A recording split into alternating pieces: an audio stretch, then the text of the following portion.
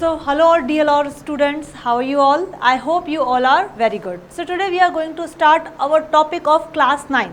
देखो बेटा, हम लोग ने पढ़ा है कि जो टॉपिक हमारे क्लास 9th का जो फर्स्ट बायोलॉजी का टॉपिक है उसका नेम क्या है, जो चैप्टर है the fundamental unit of life, उसे हम क्या कहते हैं? सेल कहते हैं।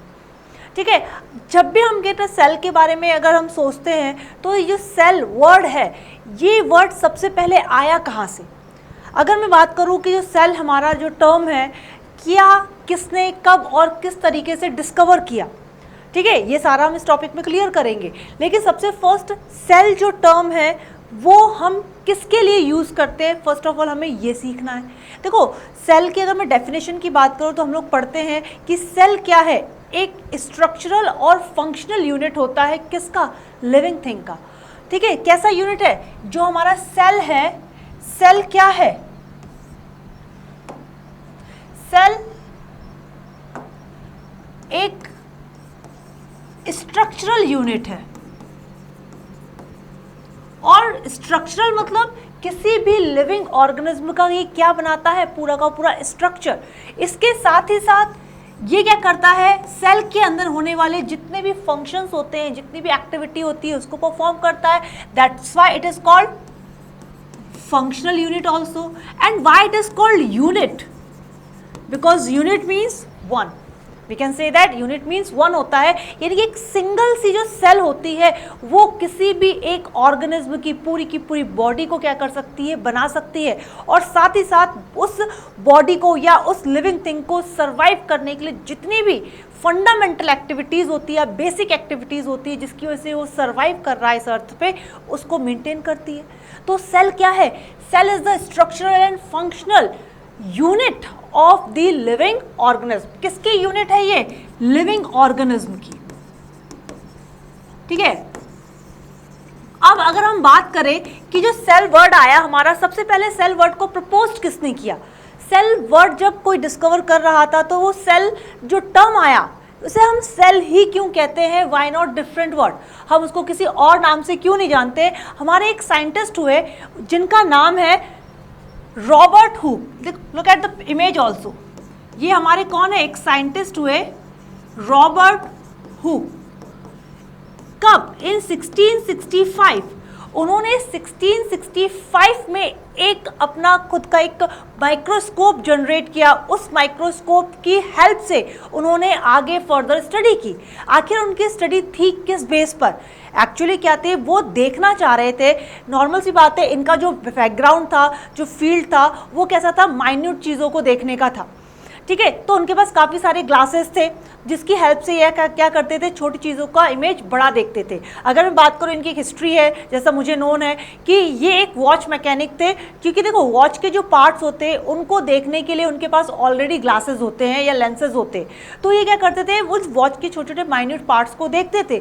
उसके साथ ही उनके दिमाग में क्या आइडिया आया कि उन्होंने देखा कि एक कॉर्क लिया। कॉर्क क्या होता है? कॉर्क एक डेड टिश्यू बोल दो या डेड सेल होती है, सेल का एक ग्रुप होता है। अच्छा, जो कॉर्क वर्ड आया है हमारा, कॉर्क वर्ड किसके लिए यूज किया गया है? आपने देखा होगा एक शैंपेन की बोतल के ऊपर एक जो वुडन की कैप होती है उसको कहा जाता है कॉर्क। अब उन्होंने क्या किया? इस कॉर्क को यूज किया इन हिज एक्सपेरिमेंट।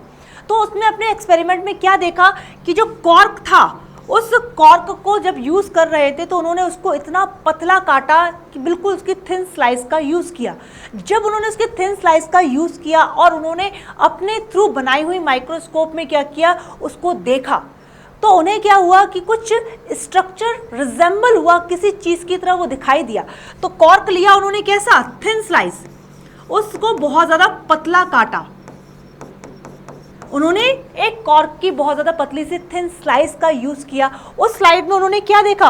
उन्होंने एक स्ट्रक्चर को देखा। पहले क्या लिया उन्होंने? एक कॉर्क लिया, कॉर्क को क्या किया? थिन स्लाइस में कट किया, और जैसे उन्होंने उस थिन स्लाइस में कट किया और अपने थ्रू बनाई हुई माइक्रोस्कोप के अंदर जब उन्होंने देखा तो उन्हें जो स्ट्रक्चर था ना, कुछ हनी कॉम्ब लाइक दिखाई दिया।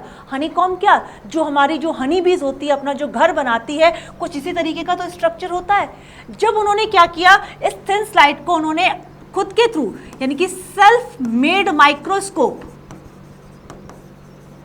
के थ्रू जब उन्होंने उसको ऑब्जर्व किया, उन्होंने देखा, तो उसका स्ट्रक्चर कैसा दिखाई दिया, Honey comb like, Honey comb like structure उन्हें दिखाई दिया। तो कैसा था, कुछ इस तरीके से ये जो स्ट्रक्चर बना उनका कैसा था, हनी कॉम्ब लाइक स्ट्रक्चर देखा। और जो उन्होंने माइक्रोस्कोप यूज़ की थी वो कैसी माइक्रोस्कोप थी भाई, वो माइक्रोस्कोप नॉर्मल सी बात है, उसका जो रेजोल्यूशन था या उसका जो मैग्निफिकेशन रेंज था काफ़ी कम था, और वो माइक्रोस्कोप से जब उन्होंने उसको ऑब्जर्व किया तो उन्होंने स्ट्रक्चर कैसे दिखाई दिया, कुछ छोटे छोटे से खाली बॉक्स लाइक स्ट्रक्चर दिया, कुछ बॉक्सेस दिखाई दिए। उन बॉक्सेस लाइक स्ट्रक्चर को उन्होंने किससे कंपेयर किया कि जैसे भी मधुमक्खियां अपना घर बनाती है उनमें छोटे छोटे से कॉलम्स होते हैं, कंपार्टमेंट्स होते हैं, उसी तरीके से जो कॉर्क था उसकी स्लाइस के अंदर उन्हें देखने को मिला। ठीक है, अब उनकी माइक्रोस्कोप कैसी थी, look at the picture, microscope उनका कि ये है उनका माइक्रोस्कोप जिसके थ्रू उन्होंने क्या किया, उसको डिस्कवर किया या उसको देखा। तो जब उन्होंने इस सेल को देखा कि भाई छोटे छोटे से बॉक्स है, छोटे छोटे से कंपार्टमेंट्स दिखाई दिए, और इन कंपार्टमेंट्स को क्या कहा गया है, जो हमारी लैटिन लैंग्वेज होती है, छोटे छोटे कंपार्टमेंट को उनमें कहा जाता है सेल्यूला। तो जो वर्ड सेल्यूला आया, इन्हीं छोटे छोटे जो कंपार्टमेंट्स थे कैसे दिख रहे थे, हनी कॉम्ब में जो कंपार्टमेंट्स दिख रहे थे, उन कंपार्टमेंट्स को लैटिन लैंग्वेज में क्या कहा जाता है, सेल्यूला, सेल्यूला कहा जाता है। और इस सेल्यूला से ही जो एक वर्ड बना उसे कहा गया सेल।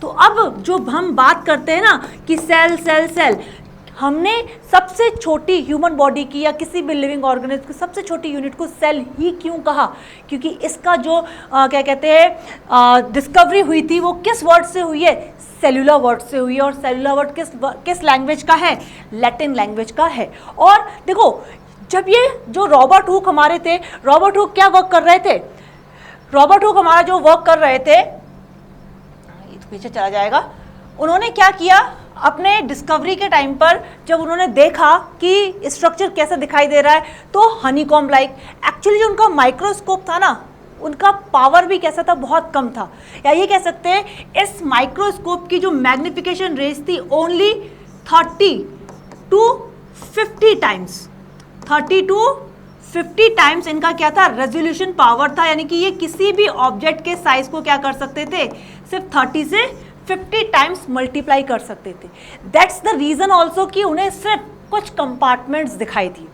इसके अलावा इनका एक ड्रॉबैक और था कि इन्होंने जो सिलेक्शन किया था ना कॉर्क का, कॉर्क एक हमारी डेड सेल थी, इस वजह से और इनको क्या हुआ, सेल के अंदर जो आज हम लोग स्ट्रक्चर्स पढ़ते हैं, सेल के अंदर जो हम सेल ऑर्गेनल्स को पढ़ते हैं, उनकी डिस्कवरी नहीं हो पाई थी, क्योंकि एक तो पावरफुल माइक्रोस्कोप नहीं था, सेकेंड थिंग सेल का जो सिलेक्शन इन्होंने किया वो कैसे सेल थी हमारी, भी डेड सेल थी। तो ऑब्वियस सी बात है कि डेड सेल के अंदर हमें वैसे भी कुछ दिखाई नहीं देता है। ठीक है, तो ये इनकी माइक्रोस्कोप होगी। लेकिन क्या हुआ है एट द टाइम, जैसे जैसे डिस्कवरी हुई, भाई हमारे एक रॉबर्ट हुक आ गए, उन्होंने अच्छी सी डिस्कवरी कर दी, तो भाई हर जगह पॉपुलर हो गए कि सेल आ गई, सेल की डिस्कवरी हो गई है। उसके बाद हमारे एक साइंटिस्ट और हुए जिनका नाम है Anton von Leeuwenhoek. Anton von Leeuwenhoek ने अपनी एक खुद माइक्रोस्कोप जनरेट की। इस माइक्रोस्कोप को आप लोगों ने अच्छे से देखा होगा, ये माइक्रोस्कोप आपकी स्कूल्स में प्रेजेंट होती है। इसका नाम है हमारा कंपाउंड माइक्रोस्कोप, कंपाउंड माइक्रोस्कोप। और इस स्कोप को हम लोग कहते हैं स्टूडेंट माइक्रोस्कोप भी कहते हैं। क्यों? क्योंकि इसका यूज स्टूडेंट्स करते हैं। और एक और इसके नाम को बोला जाता है, it is also called light microscope. और ये माइक्रोस्कोप कैसा है, इसका रेजोल्यूशन जो पावर होता है it is about 300 to 1500 times. यानी कि ये किसी भी ऑब्जेक्ट के इमेज को क्या कर सकता है, 300 to 1500 टाइम्स बड़ा कर देता है। ठीक है, तो जैसे इसकी डिस्कवरी हुई, और इसकी डिस्कवरी किसने की, एंटोन वॉन ल्यूवेनहॉक। और आपको पता होना चाहिए कि एंटोन वॉन ल्यूवेनहॉक जो है उन्होंने सबसे पहले लिविंग सेल्स को भी देखा है। ठीक है, उसके बाद अलग अलग साइंटिस्ट आए, उन साइंटिस्ट के बारे में भी हम पढ़ेंगे कि किसने क्या क्या अपनी अपनी थ्योरीज दी है। तो ये तो था हमारा माइक्रोस्कोप। अच्छा देखो, जो माइक्रोस्कोप है, अगर मैं बात करूँ उसके डेफिनेशन की, क्या होनी चाहिए माइक्रोस्कोप, माइक्रोस्कोप एक ऐसा इंस्ट्रूमेंट है या एक ऑप्टिकल इंस्ट्रूमेंट होता है जिसकी हेल्प से हम क्या कर सकते हैं, किसी भी माइन्यूट ऑब्जेक्ट को या सेल के हम बिगर इमेज को ऑब्जर्व करते हैं, उसको हम कहते हैं माइक्रोस्कोप। तो माइक्रोस्कोप कैसा, सबसे पहले हमारे रॉबर्ट हुक है, उन्होंने दे दिया। कैसा, उनका सिंपल माइक्रोस्कोप था। एंटोन वॉन ल्यूवेनहाउ का है, जिन्होंने अपना एक दे दिया जिसे हमने कहा स्टूडेंट माइक्रोस्कोप। इसका रेजोल्यूशन पावर काफ़ी अच्छा था, लेकिन उसके बाद भी कुछ सेल ऑर्गेनल्स ऐसे थे जिनकी डिस्कवरी नहीं हो पाई। ठीक है, उनकी डिस्कवरी करने के लिए एक नया माइक्रोस्कोप आया, जिस माइक्रोस्कोप को कहा गया इलेक्ट्रॉन माइक्रोस्कोप। Electron microscope. और इसकी डिस्कवरी हमारे दो साइंटिस्ट हुए जिनका नाम है Knoll and Ruska. These are the two scientist जिन्होंने इलेक्ट्रॉन माइक्रोस्कोप की डिस्कवरी की। और इस इलेक्ट्रॉन माइक्रोस्कोप की डिस्कवरी के बाद जो माइक्रोस्कोप का रेजोल्यूशन या मैग्निफिकेशन पावर था वो लैक्स ऑफ टाइम्स क्या हो गया, इंक्रीज हो गया। लैक्स ऑफ टाइम्स, यानी कि जो ऑब्जेक्ट हमारा सिर्फ 1500 टाइम्स तक क्या था, दिखाई देता था, अब वो कितना हो गया, 1 lakh to 2 lakh to 3 lakh times क्या होता, हमारा छोटा सा इमेज उतना टाइम मल्टीप्लाई कर जाता था। तो ये जो डिस्कवरी हुई, इस डिस्कवरी के बाद जितने भी सेल के अंदर जो सेल ऑर्गेनल्स थे, ठीक है, सेल ऑर्गेनल्स थे, उनकी डिस्कवरी स्टार्ट हो गई। सेल डिस्कवरी क्या हो गई उनकी, फिर स्टार्ट हो गई। जैसे माइटोकॉन्ड्रिया हो गया, गोल्जी बॉडी हो गई, अलग अलग सेल ऑर्गेनल्स की डिस्कवरी स्टार्ट हो गई। तो ये तो था हमारा डिस्कवरी ऑफ सेल, या ये कह सकते हैं हमने आज पढ़ा सेल के बारे में, थोड़ा सा इंट्रोडक्टरी पार्ट पढ़ा। अब जो हमारा नेक्स्ट टॉपिक आएगा, इसमें हम लोग देखेंगे डिफरेंट टाइप्स ऑफ ऑर्गेनिज्म, कितने टाइप के ऑर्गेनिज्म होते हैं on the basis of their cell, और सेल कितने टाइप्स की होती है। ठीक है, सेल के टाइप्स क्या होते हैं। Then we will discuss about the structure of